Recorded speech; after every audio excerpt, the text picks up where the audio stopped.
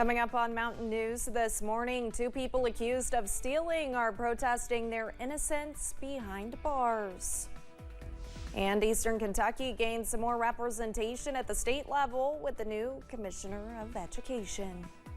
Dedicated to Eastern and Southern Kentucky, this is WYMT Mountain News this morning. Good morning, I'm Olivia Calfee. We are just past 5:30 on Tuesday, April 30th. Now let's go ahead and send it over to meteorologist Tim Drawbridge for a look at your forecast this morning. Good morning, Olivia. Good morning, everyone. Up 2 degrees here since we hit air at the top of the hour, now to 63. Showers are starting to move on in from the west, and we'll sum up the next couple of days in just about 3 or 4 words. Okay, maybe 5. Wet start today, foggy start tomorrow, and then warm on Thursday, and potentially a run toward the record high. In the meantime, we're generally 60 to 65 across all of eastern and southern Kentucky. A few exceptions, Williamsburg, as well as Manchester, Jonesville, Wise, Clintwood, and Grundy. On the flip side, it's 67 to make way toward Prestonsburg. Here is the pinpoint Doppler radar.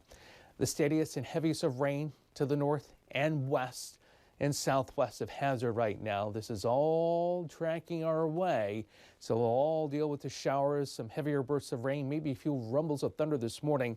We'll get some breaks of sunshine this afternoon, which will help to reinvigorate a scattered shower pattern. And the forecast high today in Hazard approaching 72. More about the First Alert 7-day forecast and how warm we do get on Thursday. That's coming up in just a few moments. Olivia, back to you. All right, Tim, thank you. 2 people are facing charges in southern Kentucky after sheriff's deputies say they were caught stealing from a man's home hours after he died in a crash. The crash, then crime, happened in Wayne County Saturday night. But from jail, the 2 suspects say they had every right to do what they did. WYMT's Phil Pendleton has more. Timmy Troxell says his daughter was dating Lawrence Graham, and just before Graham died in a crash, he had been moving items out of his house while Troxell and his wife were there. How's it breaking and enter when you got a door key? Would she give me and my daughter both a door key? That's a good question. Told us if something happened to him to come check on him. About 6:30 Saturday night, Graham died in a crash near his home. 4 hours later, sheriff's deputies say Timmy Troxell and his wife were caught taking items from Graham's home, but they claim they had a right to be there. And so the only thing we went out there to get was the baby's walker and the baby's shampoo. And that's all we got. According to police, the suspects are accused of taking a wide variety of different items from the crash victim's home, including a frozen bottle of peanut butter whiskey, a ball cap, Main Street cigarettes, and a pair of camouflage pants with a leather belt. But the Troxells say much of what they're accused of stealing was never even moved by them. Right before the accident, we had been out there, me and him had been drinking, and he had put some of his stuff in my daughter's vehicle because he told us he was gonna get sobered up and then come to her house. But not long after that, police say he died in a crash, and the Troxells were charged, but they claim they did nothing wrong. I need to get out of here because I work a job, sometimes 11 hours a day, so why would I have to steal? In Wayne County, Phil Pendleton, WKYT. We have reached out to police to ask them about the suspects' claims, but we did not hear back from them yesterday. Kentucky State Police are investigating a murder in Rockcastle County. Police were notified about a welfare check on Goochland Cave Road about 5:30 p.m. Sunday. Troopers later discovered 43-year-old Joshua Dooley had died from apparent gunshot wounds. Dooley was pronounced dead by the Rockcastle County coroner. His body was taken to the state medical examiner's office for an autopsy. Yesterday, state police did arrest a suspect in the Dooley murder investigation. 49-year-old Clayton Cox of Mount Vernon is charged with murder and tampering with evidence. He's accused of killing 43-year-old Joshua Dooley of Mount Vernon. And we have just learned state police is investigating another murder in Rockcastle County. This one happened on Sand Hill Road in Livingston. State police say 54-year-old Terry Burke of Livingston is charged with murder and being held in the Rockcastle County Detention Center. More information is expected to be released soon. Police have identified a suspect wanted in connection to a murder case in Leslie County. Police are searching for Darren J. Hensley. Hensley has several warrants for his arrest. Hensley is wanted in connection to a deadly stabbing that happened April 24th in Leslie County. Rodney Bowling of London was killed.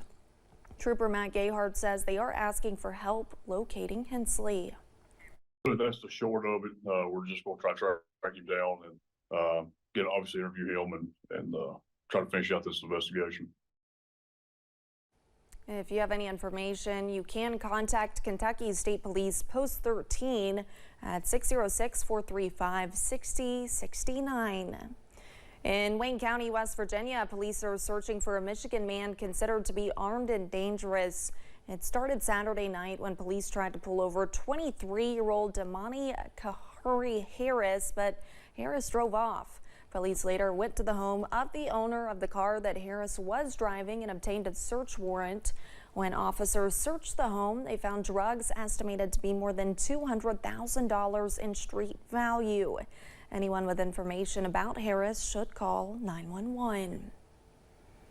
A firefighter continues to recover after being injured last week in Pike County. Governor Beshear sent his well wishes on social media on Monday. He said, quote, "Join Brittany and me in sending prayers for a swift recovery to Team Kentucky firefighter Zach Garland, who was injured last week while battling a wildfire in Pike County.